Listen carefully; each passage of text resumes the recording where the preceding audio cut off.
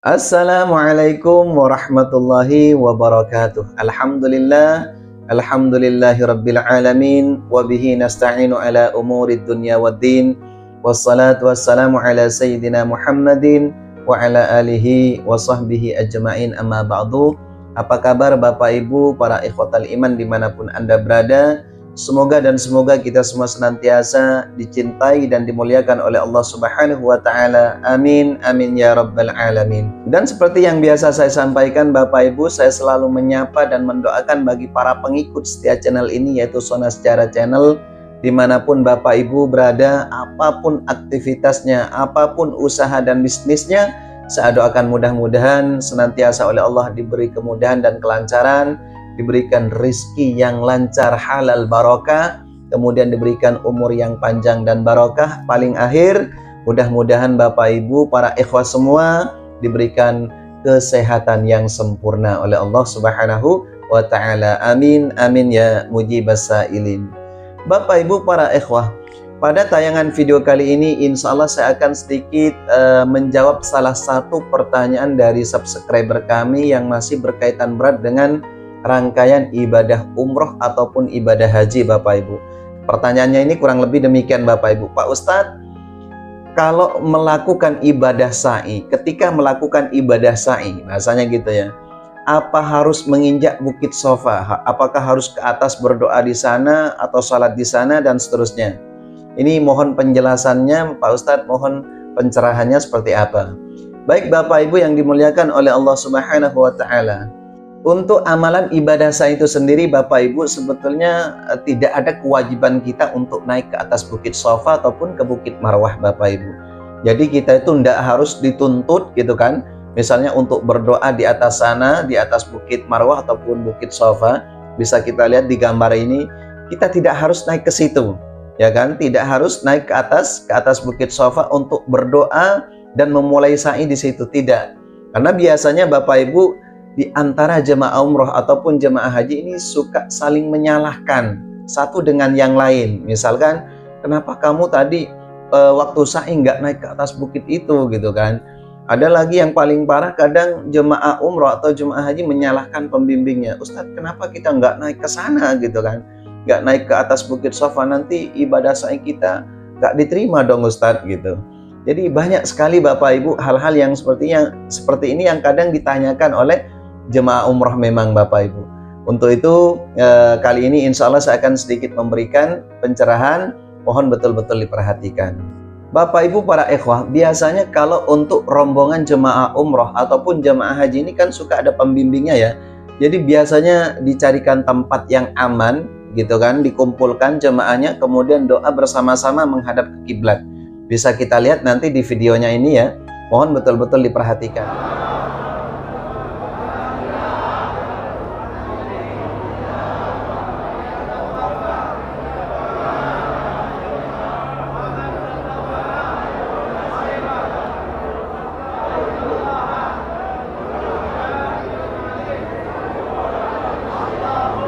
Itu tadi Bapak Ibu sedikit tayangan video pendek ya kan yang saya abadikan ketika melakukan ibadah sa'i. Jadi pembimbing itu akan mengumpulkan satu rombongan, satu grupnya itu nggak harus naik ke atas bukit Sofa untuk memulai ibadah sa'i. Kita cukup cari tempat yang leluasa, tempat yang sekiranya kita bisa berdoa menghadap ke kiblat. Jadi jangan saling menyalahkan hal-hal yang seperti ini Bapak Ibu. Intinya kita dapat tempat di bawah ya, kita membaca doa abda'u bima bada'allah bihi innas safa wal marwatah dan seterusnya. Di situ ada di buku panduan di situ. Jadi biasanya ini suka dipandu dan dibimbing. Jadi jangan pernah menyalahkan si pembimbingnya. Karena si pembimbing ini Bapak Ibu otomatis yang direkrut oleh pihak biro travel ya kan, atau biro haji dan umroh. Ini biasanya orang-orang yang sudah terpilih, ibaratnya orang yang sudah berpengalaman di bidang ilmu manasik. Karena kalau nggak gitu Bapak Ibu nggak mungkin dijadikan pembimbing atau mutawif seperti itu. Ini yang perlu diperhatikan. Jadi Bapak Ibu seumpama nanti ditakdirkan oleh Allah bisa melakukan ibadah umroh atau ibadah haji, ketika melakukan ibadah sa'i tinggal manut aja. Gitu kan, tinggal manut, tinggal mengikuti apa yang diarahkan oleh si pembimbingnya. Ya paling tidak ini sedikit gambaran, jadi nggak harus naik ke atas Bukit Shafa. Jadi cukup di bawah. Karena pada dasarnya Bapak Ibu, Bukit Shafa itu dulu berupa bukit tinggi yang dipangkas, ya kan, yang dipangkas oleh pemerintah Kerajaan Arab Saudi untuk memudahkan orang melakukan ibadah sa'i. Jadi nggak mungkin ya kita harus naik ke atas sana, itu nggak mungkin. Kalau Bapak Ibu nanti bisa melakukan umroh, bisa dilihat itu kan masih ada sisa bukitnya, itu sudah dipangkas karena konon bukitnya itu memang betul-betul tinggi Bapak Ibu. Mungkin kita bisa di lereng bukit gitu kan. Jadi gambarannya mungkin Bapak Ibu sekalian, Siti Hajar itu berdoa di lereng bukit, bukan di atas bukit gitu kan. Nggak mungkin Siti Hajar naik ke atas, ya kan, ke atas bukitnya, nggak mungkin. Alasannya dia wanita lemah, nggak bisa mungkin naik ke atas bukit karena dulu tinggi Bapak Ibu. Ini yang harus jadi catatan penting. Jadi sekali lagi, jangan pernah saling menyalahkan satu dengan yang lain, ya kan. Ikuti aja prosedurnya, ikuti aja mekanismenya seperti apa dari si pembimbing itu. Apalagi kalau di musim-musim padat Bapak Ibu, di musim-musim liburan sekolah atau musim haji, kita nggak bisa pakai lama di situ. Karena kalau lama kita diusir oleh askar. Apa sebab? Karena kadang membuat macet jemaah yang lain yang melakukan ibadah sa'i. Jadi pada intinya kita harus cari tempat, kemudian berdoa sebentar saja seperti yang ada di buku panduan, menghadap ke kiblat. Ya, jangan membelakangi kiblat. Jadi menghadap ke kiblat.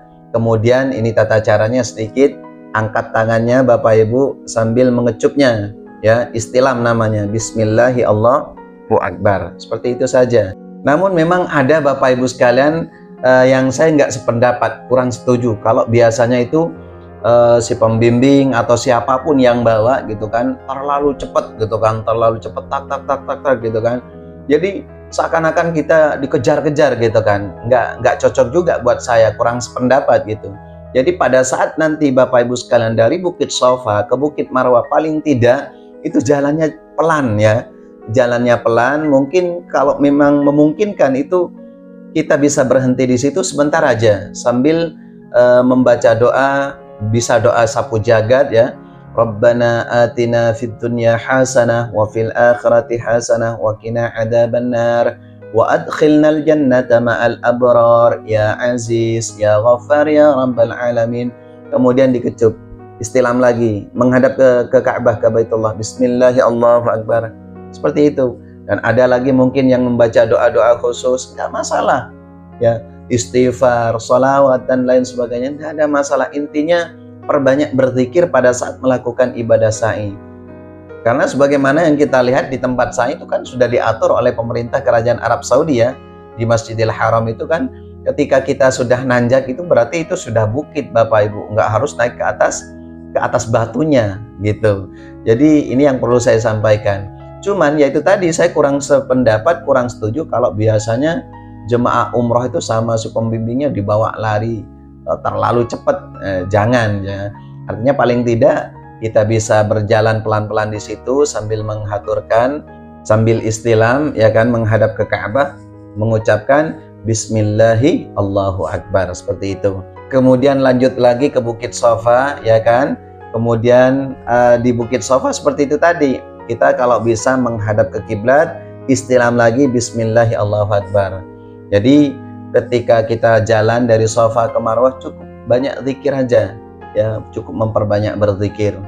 Ini dalilnya apa sih Pak Ustadz? Fa'idha afattum min arafatin fadhkurullaha indal masy'aril haram. Jadi kalau kamu sudah bertolak dari Arafah, perbanyaklah berzikir di Masy'aril Haram. Jadi tempat sa'i kan Masy'aril Haram, mas'a ya, mas'a. Jadi tempat sa'i juga Masy'aril Haram. Perbanyak berzikir, salawat, istighfar, dan bacaan-bacaan yang lain. Jadi sekali lagi jawaban dari saya buat si penanya, ini mudah-mudahan merasa puas dengan jawaban saya. Ketika melakukan ibadah sa'i, itu Bapak Ibu tidak harus menginjak batunya ya. Tapi syukur-syukur memang kalau longgar itu berdoanya di atas batu, itu malah afdal ya. Malah afdal, malah luar biasa lah. Kemudian mempunyai nilai tersendiri, ibaratnya gitu. Kita lebih khusyuk ya Allah merenungi. Ketika Siti Hajar berdoa, ketika Siti Hajar berusaha mencari air untuk anaknya Ismail, seperti ini ya Allah, dan seterusnya. Ini luar biasa. Tapi kalau tidak memungkinkan, nggak harus menginjak batunya seperti itu. Ini mungkin jawaban dari saya, Bapak Ibu sekalian. Mudah-mudahan jawaban yang singkat ini merasa puas. Kurang lebihnya mohon maaf yang sebesar-besarnya. Ihdinas siratal mustaqim. Wal afu minkum. Wassalamualaikum warahmatullahi wabarakatuh.